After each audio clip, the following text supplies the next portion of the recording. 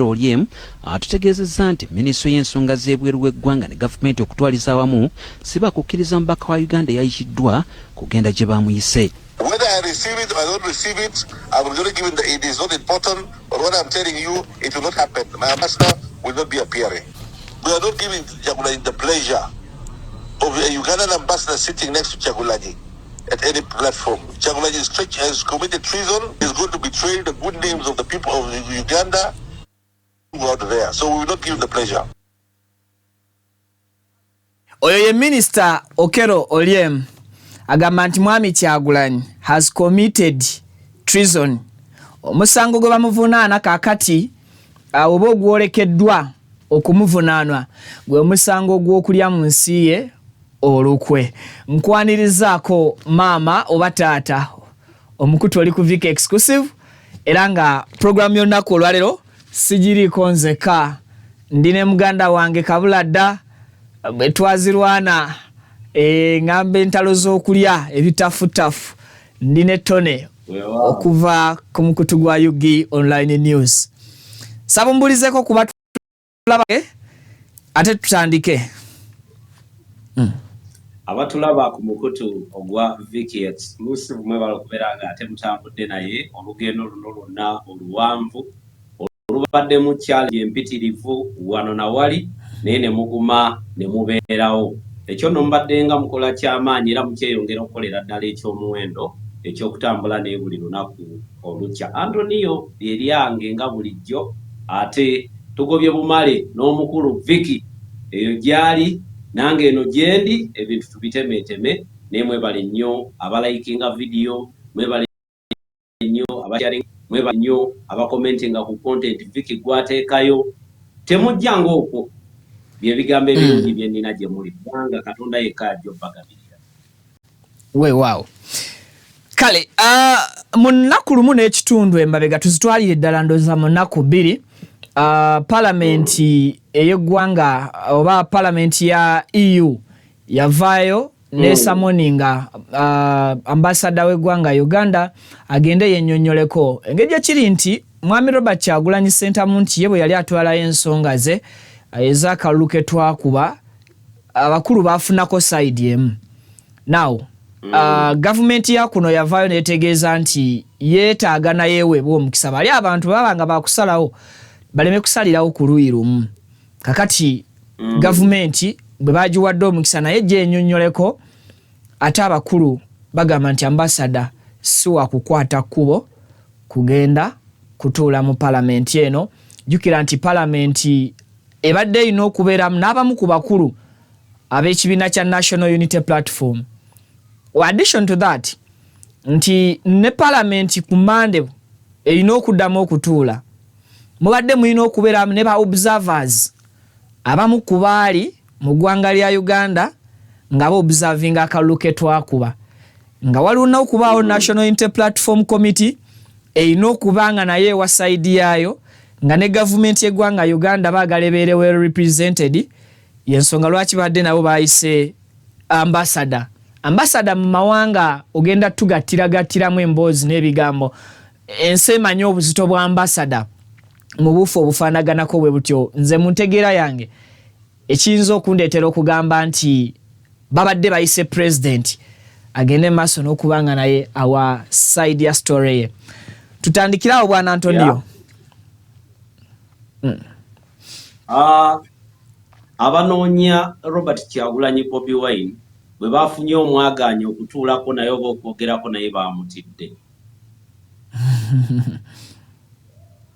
Bw'oba owulidde ebigambo by'Okello Oryem akugambye nti gavumenti yaabwe teri ready kukwata abakiikirira kati kitwale nti Mwami Yoweri Kaguta Tibahabulwa yatumye representative mu EU amukiikirire atandika okwedifendinga nga Kyagulanyi ali wano Mwami Tibahabulwa ali wano. Kyokka ng'eno Uganda batugamba banoonya Kyagulanyi abawadde EU ebadde ewadde gavumenti ya Uganda opportunity okutuula ne Robert Kyagulanyi Bobi Wine gwe banoonya kati bamufunye we bagenda okutuulira naye ku round table ate beeganye ne bagamba ntaife tetulina bwe tutuula na Kyagulanyi kyokka bagamba bamunoonya era oliemu agamba nti bamuteekamu gwakulya mu Uganda lukwe omuntu gwe bagamba nti gwe bataddeko ogw'okulya mu Uganda olukwe abawadde omwagaanya okumiitinga nabo legally mu mateeka bamumye opportunity oba bo bennyini bemmye opportunity. Katuddako mu European Union Parliament abantu balambululidde bulungi nti gavumenti ya Uganda yakukkuluma oluvannyuma lw'ababaka 514 ku babaka 570 n'okudda waggulu abali mu lutuula lwa Parliament olwaliwo. Parliament eyo yatuula ewedde. Parliament eyo bwe yatuula of the 514 voted nti akalulu kaali null and void olw'okulinyirira kw'eddembe ly'obuntu eryalimu. Bali abantu abo bokka 3 people be bagamba nti bo bakkaanya n'ebyo ebyali bivudde mu kulonda. Gavumenti ya Uganda bwe yeemulugunya nti tebaagiwa mwaganya kweyogerako ebadde olwaleero oba olukiiko lw'oku Monday 23rd efunye opportunity okwennyonnyolako bwebanga ddala ebyava mu kalulu byebyo n'ebyakolebwa mu budde bwa campaign n'akalulu byebyo ebitafaanaganako ne Bobi Wine byatwala mu European Union Parliament ng'okwemulugunya kwe. Gavumenti ya Uganda ebadde erina okukwata ekkubo egende ne credible evidence okuwakanya ebyo Kyagulanyi bye yayogera etya bw'oba butambi yali twala negamba bano babagamba twabatulugunya mu kalulu naye raba trailo yaabwe yino nga batambula nga mpawo abakubye ku mukono awo Bobi Wine baba muwangudde. Baali kutte ekkubo ne bagamba nedda akalulu kaali free and fair era ne military teyali mu kalulu. Njagala obutambi buno mu butunuulire mu aba Parliament ya EU mutulage military weeri mu kalulu ka Uganda. Ekyokubiri baali badde bagamba eddembe ly'obuntu teryalinyirirwa era tetulinayo political prisoner yenna mu kkomera. Ba Eddie Mutwe bonna baabo bali bweru. Baali badde bagamba nedda Kyagulanyi atuwaayiriza. Ekitongole ekirwanira eddembe ly'obuntu mu Uganda kitambula bulungi era kyoparatinga era n'omukyala Mariam Wangadde akiddukanya. Uno yavaayo ng'alaga nti akalulu kaali bulungi naye obutambi obuliwo bulaga nga Wangadde agamba nti Kyagulanyi alina okukwatibwa ng'amenya amateeka. You get it? Okay. Ebyo byonna nga abyogera katono nnyo Mwamitone. Ebyo byonna nga ambassador abinnyonnyola ne observers weebali. Nga weebali abaaliwo ku lunaku lw'akalulu nga Nupu tennayogera kubanga naye genda kubeerayo n'abaayo. Ajja agambe nti nedda. Bagamba internet yaggibwako mu kalulu nedda yino yaliko nga 15 nga 14 abantu batwitinganga abantu babeeranga ku mutimba information nga bwe yali okugyetooloola yatambula malidaadi.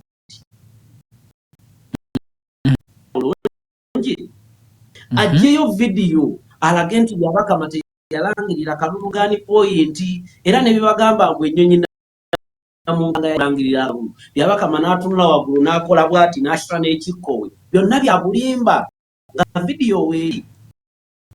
Byabagamba kiki? Byabakama akalulu teyakalangiririra ku Gaani point. Viki tuddeyo video yafuluma ku mukutu emigatta abantu. Okimanyi nti Byabakama yali yakwogera ebigambo. Njagala okwogera ebigambo bino eri eggwanga kyokka neeyita mu bwengula. Were you very keen enough? Saakyetegereza. Chopper mu budde video njiina wano eno by the way naalibadde njikuwaako naye I remembered it very late already tuli kumpewo.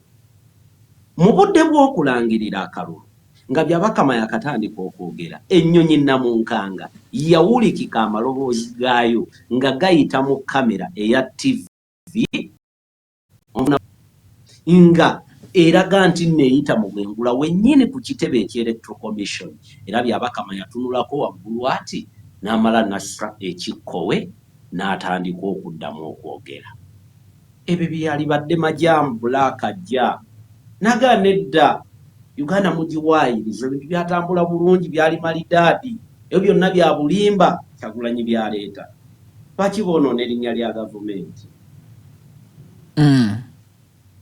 kati gavumenti efunye omwaganyo okweyogerako, efunye omwaganyo okwennyonnyolako, obulimba obubadde bugitundibwako, image ebadde egimplantingibwako, egikiriyalingi. Okera oli emwoyo gw'olaba omulaba n'ejjojjo Odongo. Mu 2023 baateekateekako olukwe lw'okugaana Bobi Wine okuddamu ofuluma eggwanga, bwayonoona image y'eggwanga e Bulaaya. Kati bafunye omwaganya balina platform ennene nga European Union Parliament ye Bulaaya okwekiriyalinga n'okwerungiya. Lwaki babidduka ng'ate batuufu? Okay. Kati abawagira NRM babaleka mu position kiddala nga babadde babibiita gavumenti yaabwe nga bweri amatobuta bwetawamba abantu, tetulugunya abantu, terinyirira ddembe ly'abuntu. Babalekawa. Viki naawe mbulira babalekawa bobeera nga bafunye platform ennene okurabishinga byonna Bobi Wine byabadde ayogera e Bulaaya. Bakyagulanyo n'omulimba nnyo ate erinnya ly'eggwanga e Bulaaya, mufunye opportunity y'e Bulaaya, lwaki mugidduka? Wayinza okuba nga tewali nnyo bwetaavu oba oli awo bayinza kutunuulira nti abandyetaaze okutuula mu dialogue boogerezeganye ku ebyo ye Mohamed Kyagulanyi byalowooza nti byatambula bubi naddala mu kaseera k'akalulu.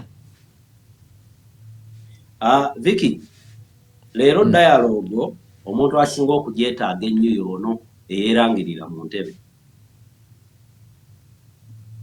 Kyagulanyi teyeetaaga dialogue kebeere nno. Not at all. Ani yeerangirira mu ntebe? Ono Byabakama gwe yalangi. Yeetaaga dialogue kubanga yeetaaga kye tuyita legitimacy, international community recognition. Okay. Era buli kintu kyonna nga kimukomyawo ku round table okumumakinga legitimate president wa Uganda yalibadde akikola. Era nga yena opportunity EU gyebadde muwadde jangu oprovinge nti ddala wawangula akalulu ogambe mukono waffe ffetta bwe buti. Abaana balyoke balookuba kuyirewo obutambi kubyali mu polling stations z'emukono. Okitegedde? Obiwakanya ogambe AI baleete live coverage. Kitambule. Kitegedde ekintu ekyo. Ogambe nedda empigi naffe ffetta obululu bwe buti. Era ne byemugaa nti amagye gaali mu kalulu tegabiriimu yadde. Ojjeyo obululu bwe wafuna empigi ne polling station kwalondera kwennyini abantu bameka abaliko wafunawo obululu bumeka. Bw'oba tebuyita mu bantu baalonda ku polling station eyo obenga wejjeeredde. Electoral Commission erinawo abantu bameka we walondera nti binamu. Gwe lwaki wafunawo 5 ng'abalonda bali 4? Obukakafu ng'obwo iyo bweyagala teyagala bingi. Jabulula obulimba nga bwagambye nti obulimba obukwogerwako bujabulule. Bakuwadde opportunity wagambye bakumye omwaganya bakukuwadde ogudduka lwaki? Mwami Tone, EU Parliament eno eri mu bibala ki naddala bannayuganda abali mu process ey'okulowooza nti kano ke kaseera ak'okubanja akalulu kaabwe Mwami Kyagulanyi campaign gye yali atambuza eyinza kuba yamba etya? Kantandike n'okukorekitinga akadde k'okubanja tekaliiko kkomo wabula kali ku ntandikwa butandikwa. Okay. Ebirala byonna byalina obudde time limit naye kano tekalina time limit. European Union Parliament y'emu ku mikago njagala ffenna tukikkaanyeeko egibadde girwanagana ne National Platform emyaka 5 gino. America nga bwevaayo ne resolution nti ffe Right Honorable Anita Annett Amongo ne banne bwe beenyigira mu corruption mu Parliament, fenga Canada, fenga UAE, fenga UK, fenga America tumutaddeko envumbo. European Union yamuteekako envumbo nedda. European Union gwe mukago ogubadde guyirawo gavumenti eno omubiri. Naye twakitegedde leero lwa nti nno ono omukyala Majamu Bulaka, ono omukyala Majamu Bulaka yali omudaaki ambassador nti ne family y'omukulu wano mu G8 gye yatuukira. Okay. Nti era bbaawe yali dokita wano e Uganda, Dokita Bata. Kati ebyo byonna nga tubitadde ku mabbali tetwagala kubitunuulira. tufunamu ki mu European Union Parliament. European Union ng'omukago bano abazungu balina enkola. An attack on one country in Europe will mean an attack on every country in Europe.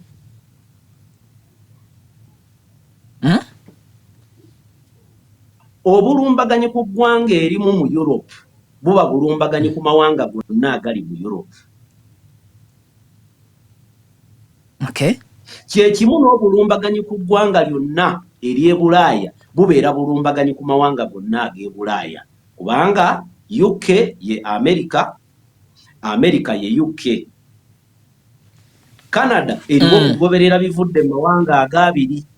Kati waliwo n'eggwanga eddala eryabeegattako erya UAE nti engeri UAE gyeri nti eri strategically located mu trade. UAE teyagala kudiringa n'abamafiya mu ggwanga lyabwe. Nti era America gwabinika envumbo ne UK ne mubinika envumbo. UAE automatically naye begenda kubinika envumbo. EU yebadde lenient for a very long time eri government eno. Not until meeting eyatuula mwaka oguwedde eggulu ewa General Caleb akandwa nako. Meeting eyo yava ku ki? Ojjukira omukulu gwe bayita Jan Sadek. Yeah. Omukulu oyo General Muhoozi alabwako ku mikutu emigatta bantu. Ng'amulabula ng'amuthreateninga. I think Vicky bwembanga nkyajjukira bulungi twajjako wano ne tukola discussion eyo ku mukutu gwo. Ne tugamba nti ono alumbye ejjaani naye talumbye ejjaani, alumbye ejjaani gy'ave Bugirimaani. Yes. Bw'olumba Bugirimaani ng'ate Bugirimaani ye y'amaanyi ennyo mu European Union. Olwo buno obuwanga obutonotono okkira Germany obuteeka mu position ki? Olwo tubalekedde option endala kyekiri kyenkugambye nti an attack on one European Union country will be an attack on every country in European Union. Okay. Era meeting bwe yatuula teyali wakati wa General Caleb ne Jani owa Germany. Mukago gwonna gwayimukira wamu ne gugenda. Bateme empenda ejjogo lino tuligyewo tutya liggweddewo litya. Omukulu ejjogo yagaana okulimalawo. Era I can authoritatively confirm to everyone ali ku mukutu guno agoberera nti emitawaana gyonna egisinga obungi Generali Yoweri Kaguta Tibahabulwa gyalimu gyetoololedde ku bikolwa bya mutabani we n'ebigambo bye byajja ateeka ku mikutu emigatta bantu. Okay. Kuba ne bw'orelating ebyayogerwako mu European Union Parliament bakugamba nti omutabani adde eri n'okwewaana ne yeewaana nti alinayo 22 be yaakatta Kyagulanyi gwaddako. Ne bw'oderitinga tweet ng'olwedde yalabiddwa dda abasajja screenshot European Union Parliament nga balina mpitirivu ne tugamba bannange bano baafuuka dda Bannayuganda babiina ne bye tutalina. Implying that baali banyiiganyiiga dda. Baali banyiiganyiiga dda. Otuliire eno munda oli beega gye tuli kyokka bw'ojja mu lukale otukunamya otwanika nga batalina makulu. Wali oyagaddeko omukyalo omukulukulu. Simugezangako. Myaka nga 5 tonalaba experience oginsinga. Kati nkubuulira. Owulira? Yes sir. Muganda wange enkola eriwo omukulu aba ayagala akamule ekiro mutuntu ajja amwegaana. Bana abavubuka abaffe bano ba smart wire batayagala kukola bano. Ekiro bagenda ne bakuula mutuntu ne bajja ne bavimba n'obwana obuto obuli myaka gyabwe. Ng'eri omuteeja tayagala bamumanye kakati yenkola ya mwami Yoweri Kaguta Tibahabulwa. Bano abantu bayogerako abakoledde bu video occasionally akatali kamu oba bubiri naawe bw'omanyiiko bw'olabyeko n'abatugoberera bwe balabyeko ng'abalangiranga bwe batalina kye bamugamba. naye obadde okimanyi nti buli mwaka bamugjamu obuyambi obadde okimanyi nti bw'amala okugobwa mu African Growth and Opportunity Act program mu 2023 January 2024 omukago gwa EU gwamuwa contract y'emmwanyi ey'okumaayuka. Badde sikimanyi ekyo. EU yereetere emmwanyi ya Uganda okulinnya ebbeeyi olw'omukago gwe yakutula n'omukulu we. Naye wano mu ttuntu atulaga nti tebalina kye bamugamba, they are not influential, era Uganda sovereign country. Kye tutawakanye naye ogamba oli independent. Who made you independent? Eyakufula independent yafa. Okyali dependent ku yakufula independent. Naye ate weewanye ekigambo ndi independent. Yeah. Okumanyanga bannayuganda batambulira mu bulimba. Ogamba yo a sovereign nation nga ne budget yo ey'omwaka ekulema okufandinga oyina mmala kwewola. Badde sikimanyi nakyo. Waliwo budget ye Uganda yali ekoleddwa ne tuteewola. Tubadde nga twewola. Mbuulira. Tubadde nga twewola buli mwaka. Bwe tutandika Uganda ne bakompilinga amabanja ge tuyina mu International Monetary Fund, World Bank, Exim Bank of China, tobala bya bugagga bimeke Uganda ebitwalibwa lwa mabanja. Ovaayo weewaana. Ni independent, nina amafuta gange, nina gold, nina biki. Okay, obirina, but do you have the market? Oyina akatale kaabyo oba akatale akali wano ku Africa kakumala. Ekinnuma be bantu bano okwefuula aba Pan-African. Naye nga ate be bakolagana ne bakyeruppe be balangira Kyagulanyi buli lunaku olukya. Njagala omplayingira akatambi ka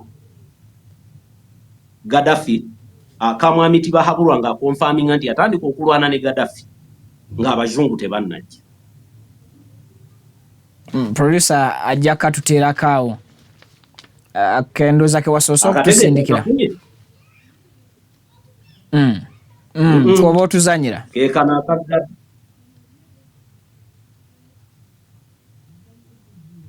Aplaying akamutabani wa Gaddafi. Aplaying kali ak'omukulu k'ensembyeyo okukuwa ng'agamba nti yatandika okulwanagana ne Gaddafi nga bano bakyeruppe tebannajja. Ajja katuwa enewo. Ojja tufunira akasembyeyo okuweerezebwa ke tujja ndowooza okukozesa omukulu kaasaba nga bwaggusa pointi ye. Kati pointi yange eri etya nti bano abantu be bakingmaker b'omukulu ono kuva mabega. Bakyeruppe bakooye okubaagaliranga mu silent mode ate nga ye kyayagala. Kyova olaba ye bw'aba akola propaganda we ng'ayatula agamba Kyagulanyi yakolagana ne bali, yalya ne bali, ayagala tuweetera wano mukwano gwa bikukujju. Laba Trump bw'ajja n'akawaŋŋamula tewagalaba. Bw'otakolagana nabo lwaki oli obukadde bwabwe buna nga wabaleetera n'etteeka ne liyita mu Parliament n'olibaga nti yenna anaabirya. Bulagomye. Kumbuli obukadde bwabwe buna obwa dola teeko akatu. Batuteereko ku sound w'akatambi ako tuwulirize. Started fighting Gaddafi before you started. With this, he prioritized the interest of the West. Ekyo kyokka kimala akomaawo. Akomaawo baaba. Akugambye yatandika okulwanagana ne Gaddafi nga bo tebannatandika. Gaddafi gwe yali alwanagana naye mu ki? Libya eri ku continent ki? Ali mu Africa. Pan-African. Era ayagala nnyo Africa. Baani be yali agamba nti yatandika okulwanagana naye nga tebannajja. Bakyeruppe baakugamba nti nno Kyagulanyi akolagana nabo. Baatwala obuyambi bwabwe. Njagala ompe video naye nga tonnaba kugimpa. Ojja kumpa gye bujja video awo eya mutabani wa Gaddafi bye yayogera naye nga tonnaba kubimpa kamala okugusa pointi yange. Omukulu ono amala okwogera ebigambo ebyo Gaddafi amala okuttibwa mu 2011. Njagala ompe video gye nakuwadde ey'okubiri bwe yagenda mu Russia bye yayogera yabagamba abakulembeze bagenda bataano balamba NATO ne bagana okulandinga ku lukalu lwa Libya eri mu Africa njagala kulaga nkweza mukulu video giplay ugirina inakuwaddeyo yali Russia on an African president on an African mission over African soil were ordered by NATO to go back. You have seen you saw the problem of Libya. Libya, our late friend Muammar Gaddafi had his issues. I fought Gaddafi twice because he intervened in our affairs. 1972, because he was supporting Idi Amin.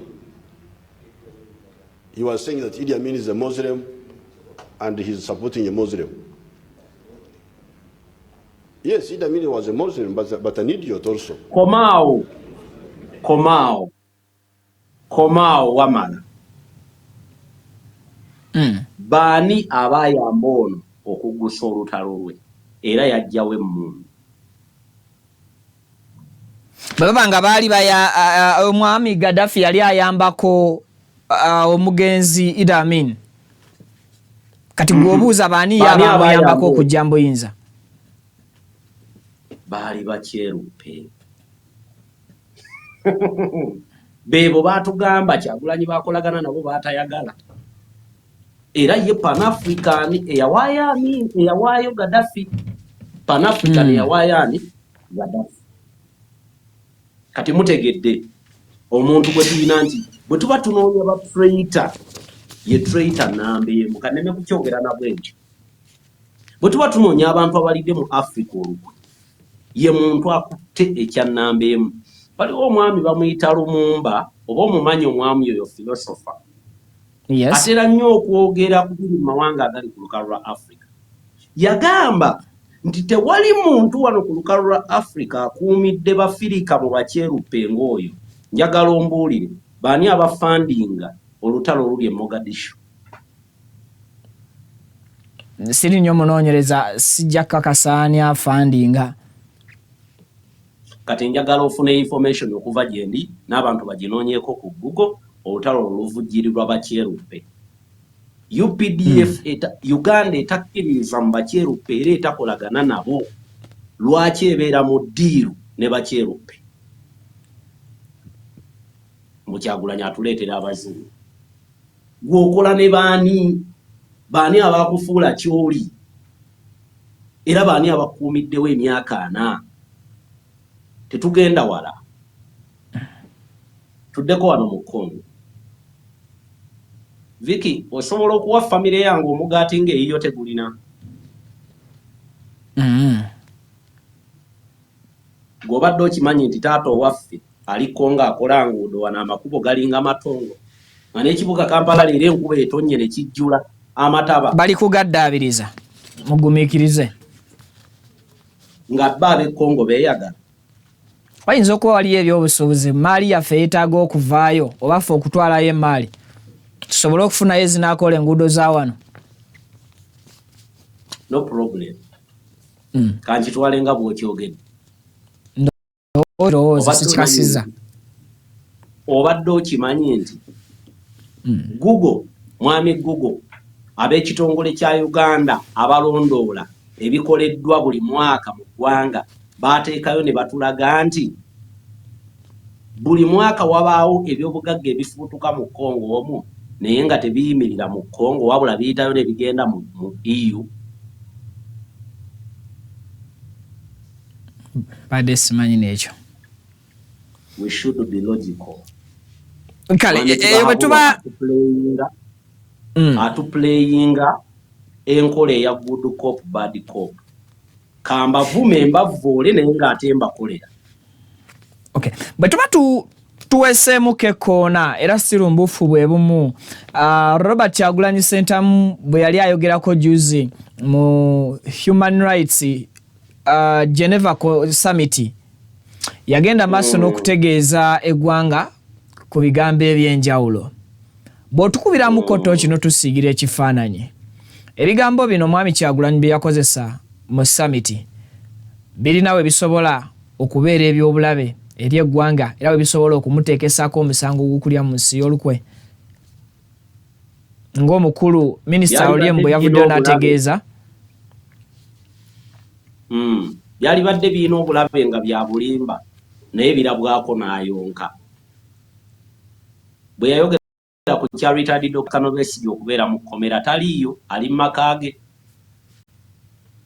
Bwe yayogera ku kyaba political prisoners Mutwe, ba Eddie Mutwe, ba Akirewo Kivumbi, tebaliiyo, bali mu maka gaabwe. Bwe yayogera ku ba deputy president ba NUP abaali bawambibwa on the 14th, tebaali mu nkomyo, baali tebawambiddwa, baddamu kulabikako mu kooti, omu Kabaale omulala Ggulu, omu baamutadde Kakalu omulala akyaliyo. Byali bikyamu. Ebyo bimuteekako gwakulya mu Uganda lukwe ng'ayogera ebituufu. Bwe yayogera ku ky'okugibwa kwa internet mu budde bwa kalulu teyavaako, yaliko. Bwe yayogera ku ffujjo n'emigga egyakubwa abantu, obutambi tebuliiwo, kyova olaba kyabadde kyangu nnyo. Mmwe mujje muleete bye muwakanya, naffe tuleete bye tugamba nti byakolebwa. Lwaki odduka ekyo? Muntegedde. Nagambye mu ntandikwa nti platform ya European Union ebadde egenda kujabulula n'ebyava mu UN. Byonna Kyagulanyi bye yayogera address eyo nanga bwe yagikola. Olutuula luno olwali baddeyo baba nga balina credible evidence lubadde lumala okubijabulula nti bya bulimba, mulimba nammwe bakubaani. Muntegedde. Kyagulanyi yateeka General Muhoozi kuninga ateekeyo nti Eddie Mutwe yali amuyina amutendeka Lunyankole. Oba ye Twitter handle we. Mpuliriza. Kyagulanyi creatingako AI video ng'amagye ga critiquing obululu. Yagicreatinga internet wetaali. Mpulirira ggwe ssebo. Wali olabyeko kalulu ki ke balangirira ebivudde mu kulonda mu ggwanga lyonna ne batwala wiiki 2 nga bakyabalabye balangirira naye nga balangiridde. Uganda bwekyali bwekyali gwe tewakiraba byabakama yakatimba yodde ebyava mu kulonda. Ne wiiki ewera bakajja babigazetinge. Teba kuba pressure yono omukyalo mulamuzi ono erinnya Kisakyo Ether. Teba kuba pressure ye kugiteekawo. Baali bitaddeyo, in fact babiteeka nayo tebaalambulula region kijje bwa kyokka balangirira ebitu bwebiti.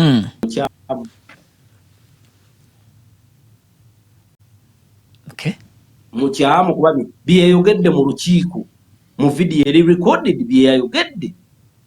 So kati kino kiwa Uganda police n'ebito. Okay. Kamalireyo amaka ge tebageetooloola. Nakati gye bali. Kituuma Lusooke njogerera Uganda police yabyogera. Ndi Kituuma oba ndi Magezi ayogerera amagye. Oyagala kumpita bali omunsi tomanyi linnya lyange nzweto niyo. Beba byeyogerera. Beba agamba amaka ge tugeetoolodde olw'ebyokwerinda. Oyo yali Kituuma. Bali omunsi n'agamba tetumunoonya. Naye bwe bagamba nti tetumunoonya kati ate wuuno Oryem akugamba tumunoonya. Kati ani mukyama ani mutuufu. Ffe tutwale kiriwa. Muwulira gwe mu bigambo byeyayogera ekyali ekikyamu mu lukiiko lwa UN lwe bali mu kwekwasa. Nga babawadde n'omwaganyo ga EU Parliament bagaanye okugenda okwennyonnyolako. Omanyi Bwana Antonio obufumbo kuba kuzibira byama ebyomunju tebitotolwa okwewala okusekererwa abalabi. Tuli mu ggwanga lye tutya okubaako ne bye tufiirwa.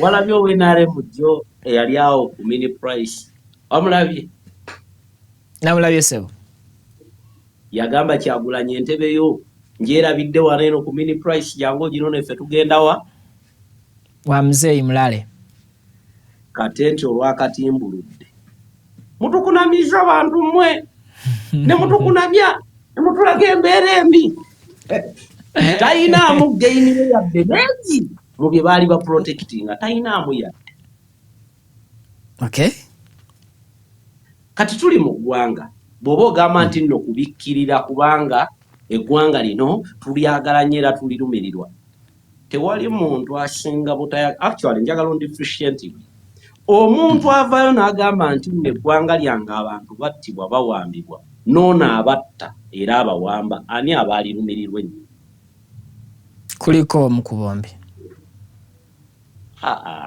teweetoloola yatula lwaki wampise ku show nga weeti tutumenya nsonga mukama era kye tuliko ata yaba omukyamu of course afudde oba gwe batidde owe si yaba omukyamu wabula onase yaba omukyamu n'amateeka ga Uganda begagamba exactly the point kati mbuulira ddala we yaliira mu Uganda olukwe nga yeemulugunya ku bantu n'abafiira mu malwaliro olw'ebbula ly'eddagala mu malwaliro bwe kibanga kyekyo kimufuula omuntu eyalya mu Uganda olukwe then baba batuufu naye bwe baba nga bamuvunaana gwa kwogera bituufu nga bwe biri mu ggwanga nga nabo bibalemye okugenda okuwolereza batuleke batuveeko tulina ennaku Bwana Antonio ebigambo bya Minisita Oryem bwe tubikwata ne tubyongerako n'ebigambo by'omuwandiisi wa Ministry y'Ebweru Vincent Bajire Waiswa nti Mwami Kyagulanyi asiga ekifaananyi kya Uganda ekibi ebigambo bino bisobola omuteekesaako omusango ogw'okulya mu nsi olukwe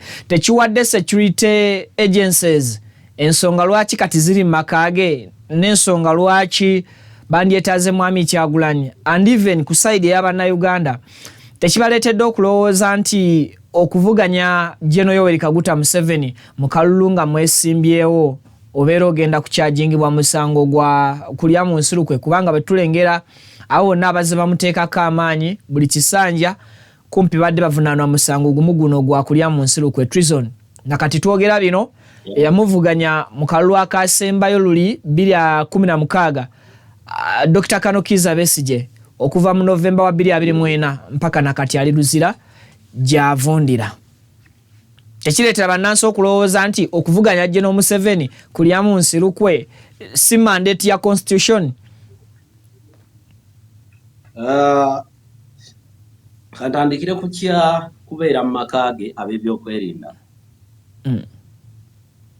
ab'ebyokwerinda bali mu maka ga Bobi Wine ne Bobi Wine taliyo ekyokubiri baatugamba bagenda kuwaayo bukuumi era mbu beeraliikirira wandibaawo obumenyi bw'amateeka obuyinza okukolebwa mu maka ge naye nninga jjukira nga n'akatambi kaafuluma nga bennyini ab'ebyokwerinda ate be bamenya amaka g'oli mwatali omwali mukyala we n'ebifaananyi ne bifuluma ng'ayavulira ku ttaka mu nju ye mu ddiiro lye kwe batalina ttaffaali National Security Matters ontegedde wagenda okukuuma kukugarantinga kumenya kubba olina njawulo ki tugende ku kirala ku ky'Abannayuganda Bannayuganda olwaleero obadde okimanyi nti n'akalulu ka 2026 baali tebaagala keenyigiramu Bobi Wine ye yakomyawo hoopu yaabwe ey'okuddamu okulonda ne bagamba kale katumale gagenda tulonde kubanga tulaba tulina gye tulaga bantu baali baabakyaye okulonda kubanga yenna bw'ogenda okulonda ne Kyagulanyi yennyini nga tetunabalagera mu kulonda yatugamba byabakama tasobola kunnangirira naye mugende mukole ki mulonde ebigambo bye yabyogera n'abiddamu embalala yabiddamu mu Arua emirundi ogutali gumu oba ebiri. Nabagamba nange mugende mulonde. Newankubadde nga tukimanyi nti ne bwe tunaaba tuwangudde yabakama tajja kukola ki kutulangirira. Kubanga ani alonda alangirira. Ani alonda alangirira ye question at hand. Gubobeera gwe nga ndi mukamaawo osobola okumpaayo ng'ate ogenda kulya wange. Bw'oba kyokola kyamu nsobola okuwaayo. Kugwe ayinamu ak'obuntu. Naye eriyo oli ak'obuntu nga kamuvaamu. Ate era waliwo n'ekirala nga ak'obuntu okayina Vicky naye ng'olina omwana wo ali wali nga ransom. Tuwogirira oti nga okola otya weteeke mu bigere bya Kaviki.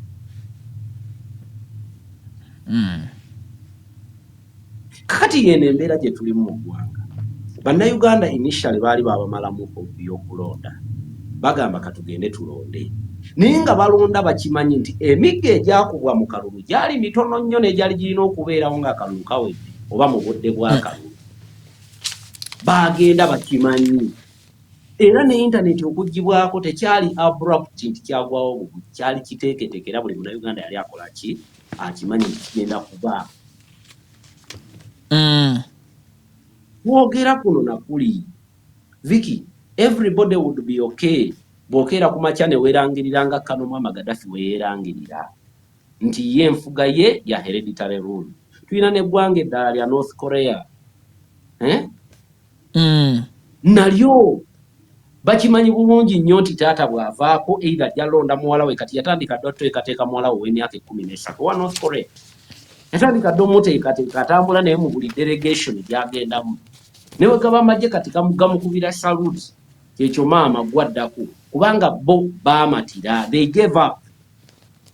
Ki ekikulema okulangirira embeera y'emu mu kifo ky'okuggalira abaana b'abanno mu makomera, mu kifo ky'okutandika okuyigga abakuvuganya naddala oyo gw'otakolagana naye. Mwami Tone, bwe nkubuuza nti essaawa z'akakati tuli mu misango gya bululu eri sayidi ya Mwami Kyagulanyi oba tuli ku ssaawa ya kubanja kalulu? Kubanga kooti za wano yalema okuzeesiga ate eri tulinga abagenda okwoza. Mu kaseera kano tuli mu kaseera ka misango gya kalulu ke twalimu oba tuli mu kaseera ka kubanja kalulu ke twalimu? Byombi. Tuli mu budde bwa byombi. Tutya? Obadde okimanyi 2021 Bobi Wine yatwala generality bahabulwa mu kkooti y'Owinyiddolo. Yes. N'amala na withdrawing a petition naga kakati kkooti y'abantu eramule. Ku luno omanyi lwaki agaanye okutwalayo petitioni. Naye n'agamba ababaka mugende mu petitioninge ababaka. Ye ng'omuntu n'agamba ku lwa Nuupu ku presidential bid tetugenda teekayo petition. You know why? I don't know. Emmanja yakyukamu. Omwana ayagalira ddala atemere ddala kuva ku muti we gutandikira ku mirandira. Takyayagala kutemako matabi obadde ki? Bakugambye omulandira guli wano, taproot eri wano. Mbwate nedda kino ekimuli ngenda kitemako kikoola, ekikoola kye ngenda okutwala ate kiryoke kimpa emirandira. Obeera gwokola ekyo. Nga bakugambye ekimera ekimuli kikyo kitwala ekyonna n'emirandira gyakwo. Kyova olaba alina enjiri gye yapreachinganga, be non-violent. Abakozi ba ffujjo. Nga yamanyi nti waliwo engeri endala ennyangu.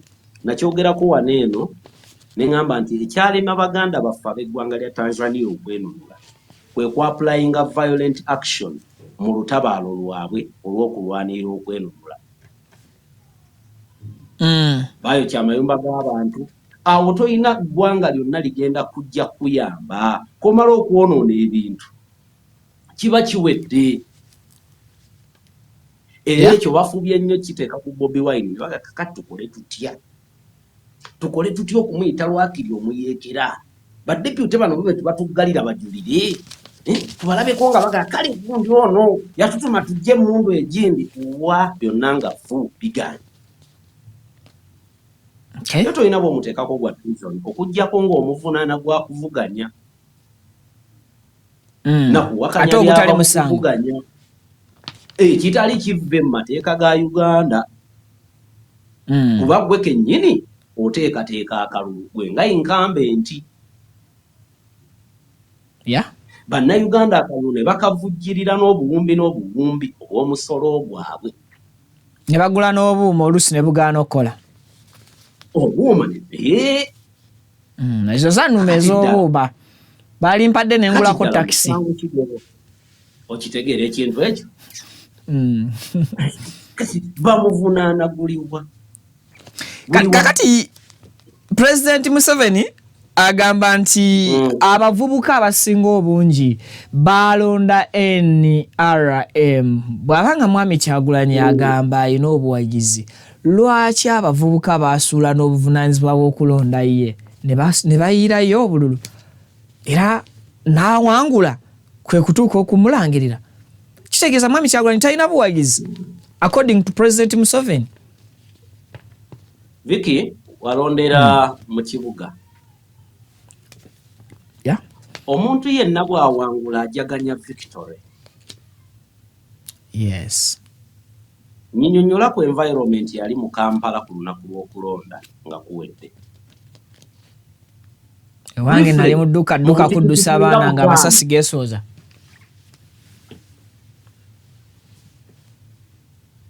Ye embeera yokka gye walaba? Ebisingawo osobola obiŋŋamba. Ewaffe gye nnondera kyali kiyongobero nga tulinganga ekyalo kyonna ekifiiriddwa buli maka. Nga n'abo bennyini abaali bagamba nti nno ba prominent NRM voter baalemererwa okujaganya ku lw'obubbi bwe baalaba. Ennaku yabayitirirako obungi ne badda ne mayumba ne beggalira baatya n'okkuba endongo baatya n'okkuba embuutu. Kano akalulu akawedde ke kalulu mwe twalaba abantu nga tebajaganya nako. Tetwalaba na ku bivvulu nga biyita mu kibuga Kampala. Tetwalaba ku bivvulu mu byalo kababeere ba MP tewali yateekateeka yadde akadongo nti kale kakakuba ekiro kiramba mpaka enkeera. Oba ensonga nti babawa obululu butono ku bwe baali basuubira bwe baakuba ne badda mu kiyongobero ky'obululu obutabaweereddwa. Naye era baali bawangudde era ne balangirirwa. Lwakiri tojaganya victory nti mpangudde newankubadde kale banzibye. Oyinza okuba mweraliikirivu bwa ssaawa yonna babunona.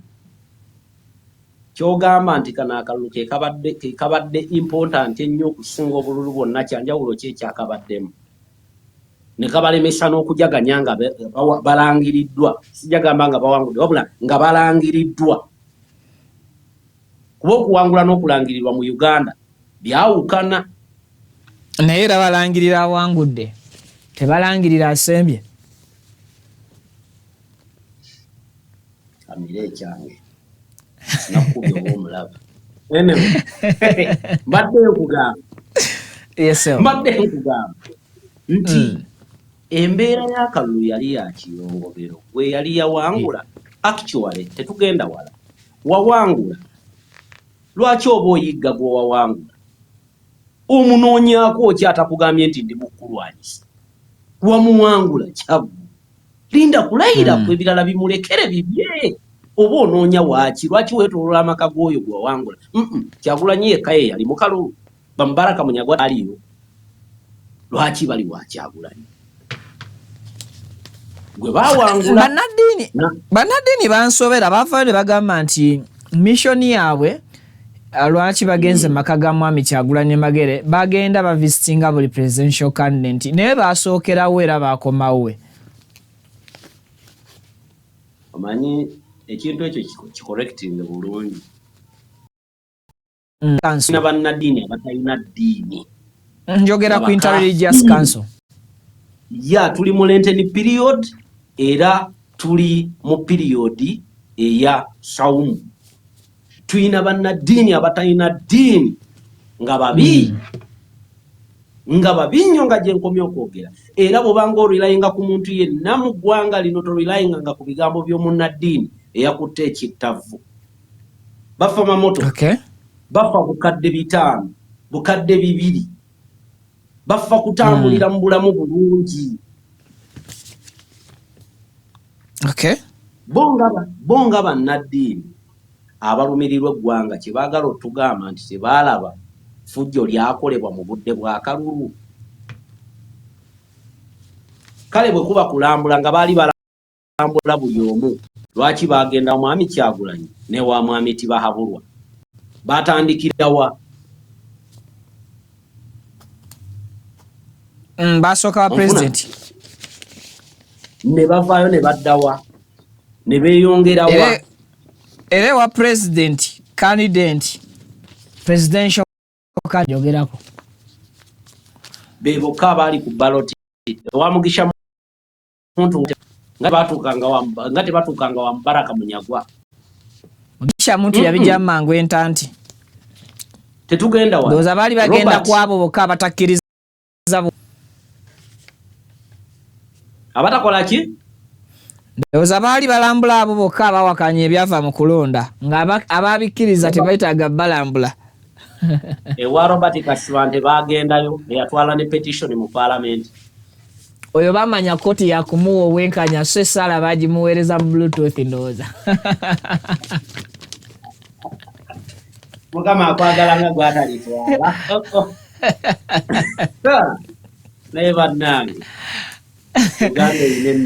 Kale bwana Antonio nga twolekera okuba nti tufundikira mu kiseera kino bannayuganda bagoberera ebyobufuzi by'ensi eno. Olowooza be expecting ku Monday gavumenti ya kuno okukkiriza ambassador Marjwan okugenda EU Parliament, oba basuubire nti emputtu esibuka wano naddala ku nsonga ng'olabye teziriimu ggumba?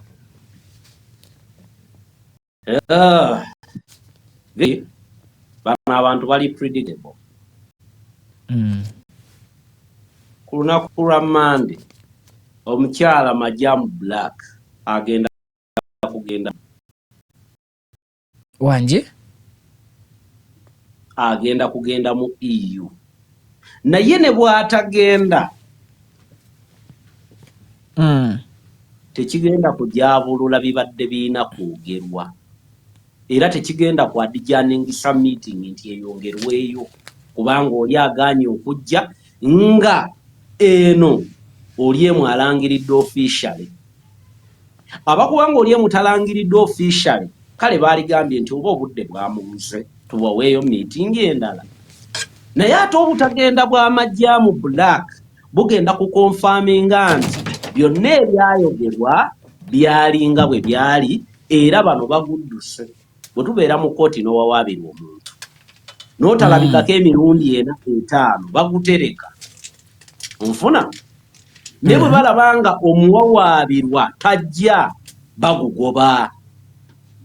Yes. Kakati gugamba ki ekiba kigenda okuddirira gavumenti ya Uganda nga yeyasaba opportunity eno nga bagiwadde opportunity ate opportunity egigobye. Baba tebagenda kugoba bagende n'ebyoli. Okay. Singa kakati EU okay, soko maleo point yo nga tonnaba kugenda wala. Emitawaana gyonna egyetoololedde ku bantu bano emirundi emingi giva ku bantu bano ababeetoolodde. Njogerera kuba president kanemena kubeera nti nga njatula nti mwami Yoweri Kaguta Tibahabulwa newankubadde gwe twalibadde twogerako mu kifaananyi. Emitawaana gyonna gyetoololera ku bano ababeetoolodde nti okera oli emu yayogedde yandibanga yagambye omukulu katumupikemu katumuwe hype, naye nga repercussion oba amagoba agagenda okuva mu hype eyo okera oli emu ajja kugadduka ate bagawe mulala. Waliwo video gye mbadde ndaba nagikuwadde ya mutabani wa Gaddafi. Video ya myaka 14 emabega. Yes. Sobo jiwa abantu video. Gundi ajiwa abantu. Producer nja kusaba umpeko ku ka video ka mutabani w'omugenzi ng'ate naye mugenzi. Naye yattibwa omwaka guno, yattibwa ku boda ya Libya omwaka guno. Kibawe video. Video eyo omwana akulaga. Baligireeta video. Bali ready. Bagireeta. Emirundi emingi abakuba ekigo ba dictator be bana babeetoolodde. Naye ba dictator bo we baba bali gaba bugumye bano be babagamba nti awo kyali w'amaanyi naawe tukyalinayo lino eno option ekyaliyo kyekyagwa ku Maduro ne bamuvubanga ekyennyanja. Tewali wawano byakola Maduro byatakoledde mu Venezuela. Kaka basoke tufune video eyo bagituwe. We are ready. You want election democracy? We are ready. You want election? We are ready. You want what? New constitution? We are ready. Ceasefire? We are ready. But the other side is refusing all the time. But to tell my father to leave the country, it's a joke. We will never surrender. We will fight. We have to fight for our country. And you are going to be a legitimate target for us. Not going to win. You have no chance, zero chance to win the war here. If you are angry with us because we are not buying the Rafale airplanes, you should talk with us. If you are angry with us because oil deals are not going well, you should talk to us. Rebels will not give you anything because they're not going to win. In democracy, we are ready. Oyagadde jibaddiramu. Tebawulidde. Kimala. Awulidde video eyo. Ndiwulidde sewo. Mbuulira ebigambo ebyatweetingibwa Jeno after the UN summit. Byali bingi. Oyo mutabani w'omukulu eyafa. Ne mutabani w'omukulu oyo yayogera kitaawe akyaliwo. Waayita omwaka gumu. Yeah. Mu 2011 ne batayipinga ekigambo nti inna lillahi wa inna ilaihi raji'un. Awumule mirembe. Bwe batyo. Ebigambo ebiva mu bakungu ba gavumenti kati tebyawukanako n'ebyo. Vicky, bwe weekanga engo, wali otambuddeko ne weekanga ekintu, reaction yeebeera etya? Oba owulira ng'otidde naye oba okola n'otya. Oba otidde naye nga toyagala kulaga ekyo kye weekanze nti okitidde. Si bwe kiri? Bwe kiba. Ye condition abali mu gavumenti gye balimu. Ye condition gye balimu. Kati gwe kyotatya olumirirwawa nga kyogeddwako ku intaneti. Olumirirwawa ng'olaba abaana ba Nuupu boogera ku EU nga boogera ku UN. Lwaki olumirirwa ng'abaana ba Nuupu boogera ku Kyagulanyi? Eno gavumenti yeekunamya. Era ab'NRM bali mu disappointment. They didn't know. Baali tebamanyi. Ntiki? Naye mu butuufu abantu baffe abalina amamundu lwaki baali badde boogera ku bantu ab'ebigambo obugambo? Ab'ebigambo obugambo bakanga omuntu alina tanka. Nanti n'ow'ebigambo asobola okuba nga ate ebigambo byakozesa bya bulabe okusinga ono ow'ekisa ekitannafulumya sasi. Ng'akuloopye buloopi. Bantu batemangako bannaabwe ekigambo ne bava mu mbeera. Bwe bakutemako ekigambo gwe gwe bakola obubi oba ono akutemyeko ekigambo gwe bakola obubi?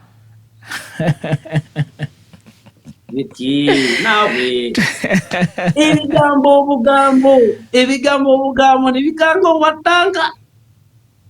Era tukana okugamba muli bamaanyi mu bwengula naye ku ttaka tuli bakaguje. Ani akutumye oyogera ebyo? Ani akutumye? Why? Lwaki mutumalamu amaanyi?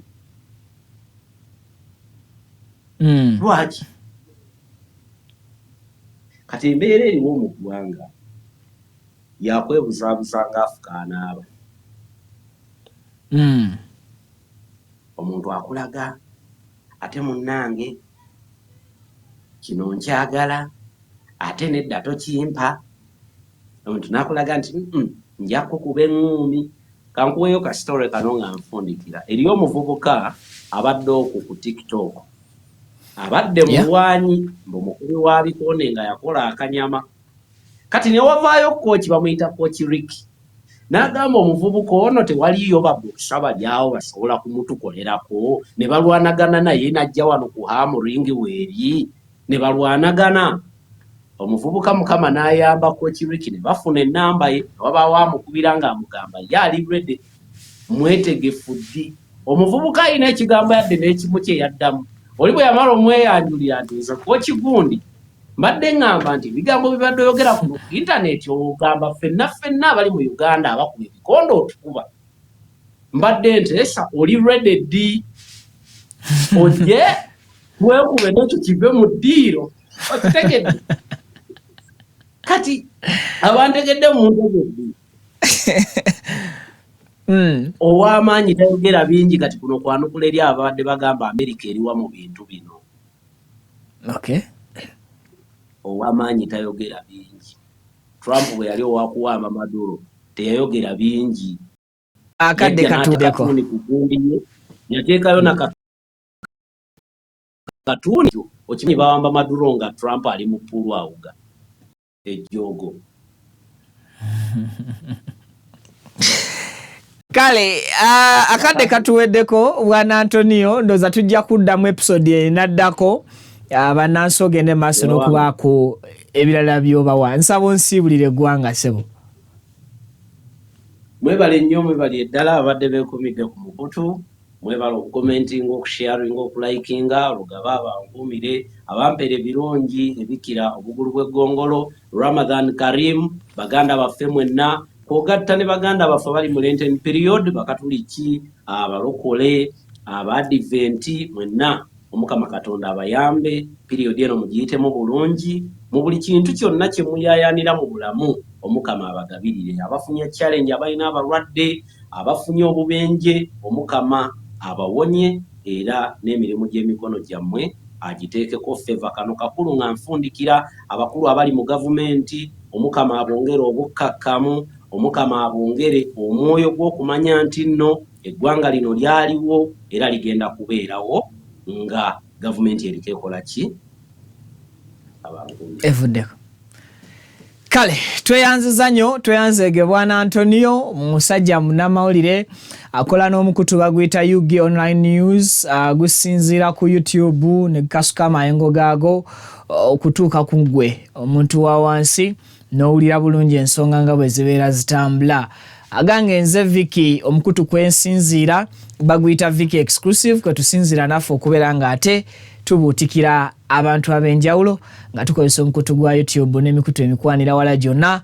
Bwetyo ndowooza bwe tulabise olunaku olwaleero munzikirize abasiraamu mbagambe nti assalamu alaikum warahmatullahi wabarakatuhu. Nabasiibiddeko olunaku olwaleero nyina mikwano gyange egiri e Belgium naye ate abalina okunsiibulula yemmwe kakati n'olwekyo mpisizaako omusaawa z'okusiibulukuka nga ndina omukulu Antonio naye nga nja kusibuluka inshallah kunakayiga n'ebigambo ebikolwako awo nga pirawo anaatera okuteekebwa mu ddiiro. Mubeere bulungi baganda bange abasiigibwa evvu nammwe bye